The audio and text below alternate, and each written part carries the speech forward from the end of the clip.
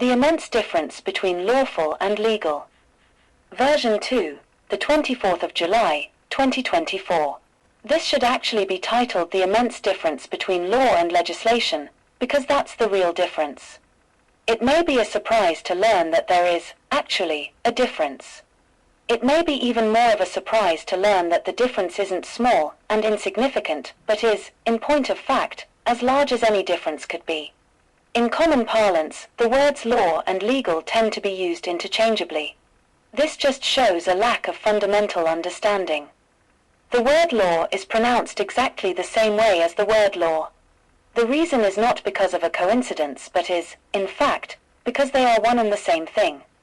Law is simply a modernized spelling of the word law, most often still seen in the word folklore.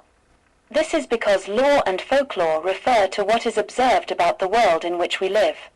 A very good example of this is the common saying, "What goes up must come down," which is simply another way of saying that there is a law of gravity operating in this world. Now, since the law of gravity has been pointed out, we can approach the idea of law. And there are many others that have similar, if not identical, fundamental characteristics. Ohm's law for electricity, Boyle's law for gases, Newton's laws of motion for, well, motion, and many others that have been discovered. Of course, these have been called natural laws, but the adjective natural is actually superfluous, because law is already natural, in the sense that law comes with nature.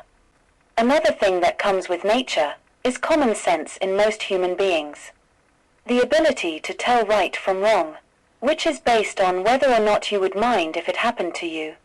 Having defined law, it is possible to define its fundamental characteristics.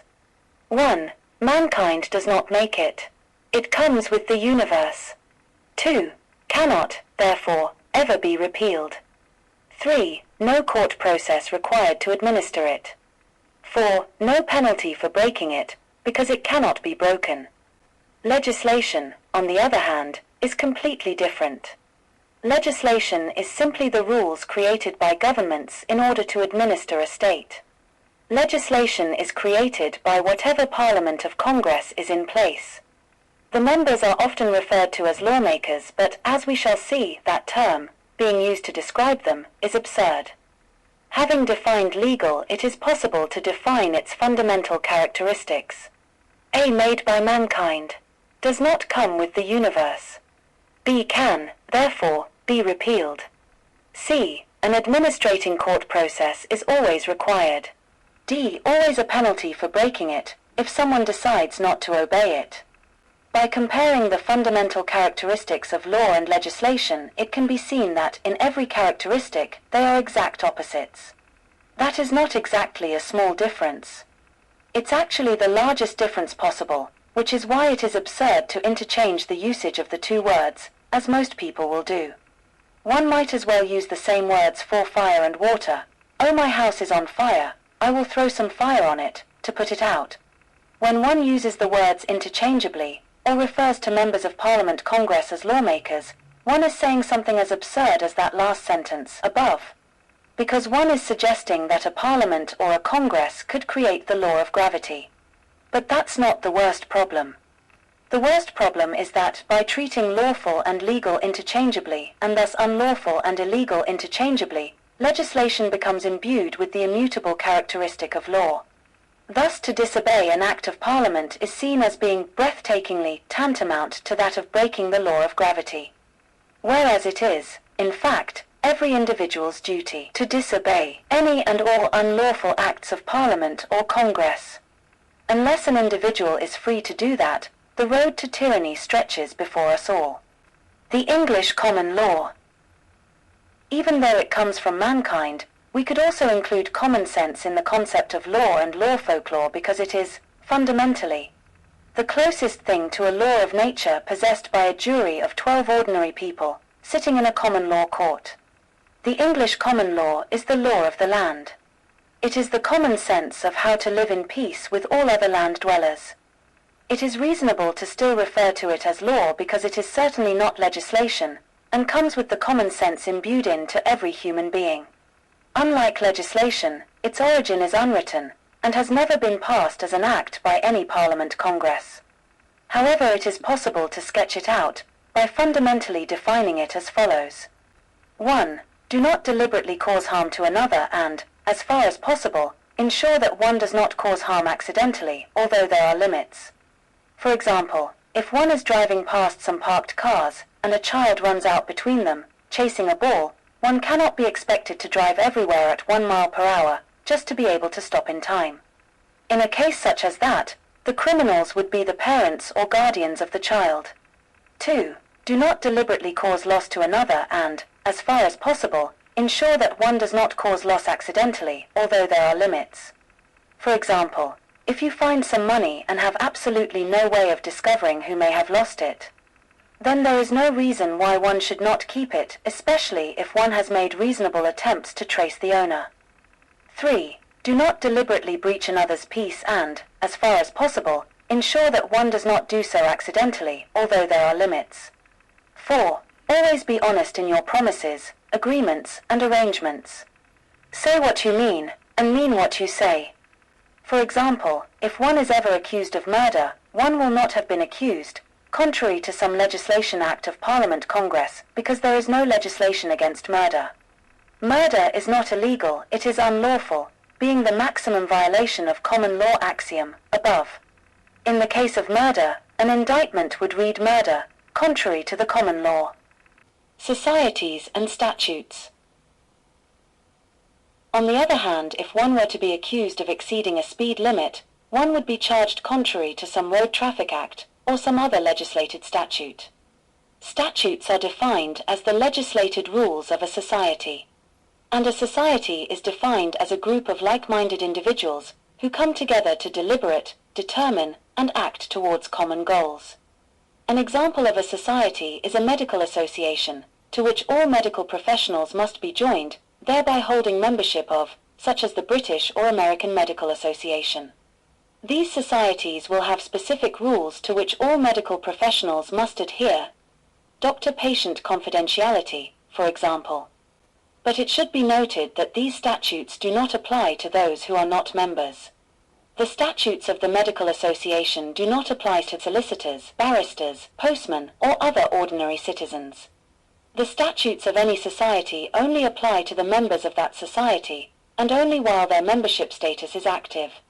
The statutes do not apply before a member joins, neither do they apply after a member has resigned. Which leads to the next aspect. A society must provide a means of joining, and also a means of resignation.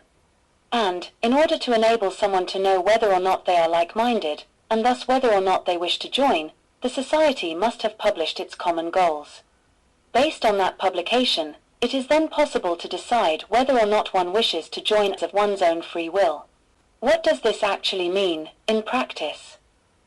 The point about the last few paragraphs is that parliaments and congresses claim to be creating statutes which apply to all of the members of our society. But when did we join our society, such that their parliamentary or congressional statutes apply to us? Where was the publication of the common goals, such that we could decide that we were like-minded? When did we fill out the application form? How was our application approved?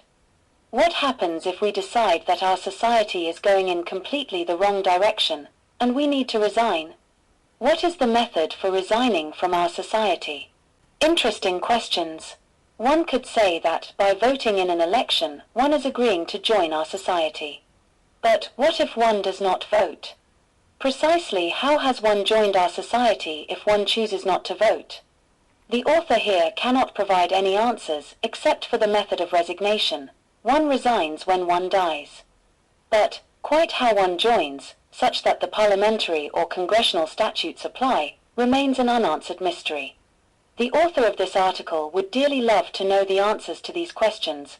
Where are the common goals of our society published? What was the membership application mechanism and how did I employ it, in order to become a member? And finally, if I fundamentally disagree with the governing body of our society, how do I resign?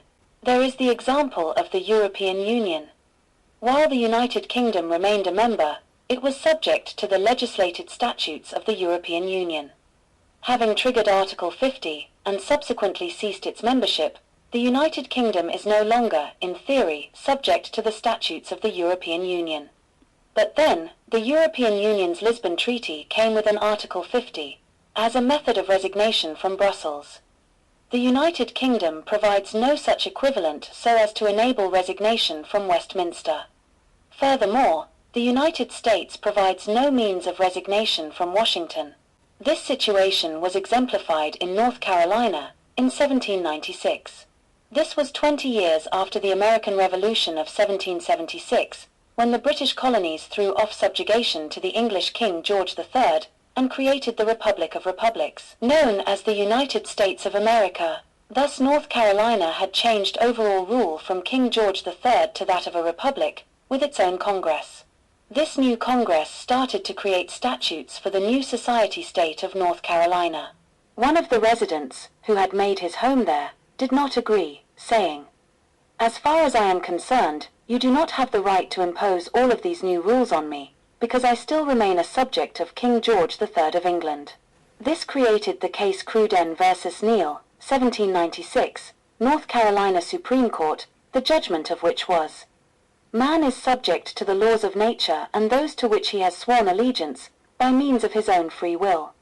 This meant that the North Carolina Supreme Court agreed the Republic's new statutes could not be unilaterally imposed upon someone who considered that they remained subject to the rules of King George III of England.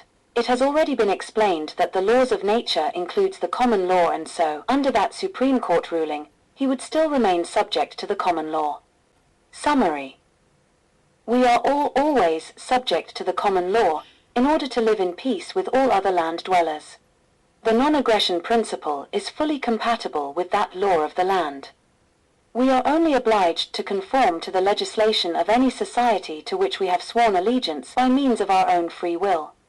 Quite how anyone is obliged to conform to legislation passed by the United Kingdom's Parliament or the United States Congress is an unexplained mystery, but seems to have some connection to rituals and fancy dress and badges and uniforms,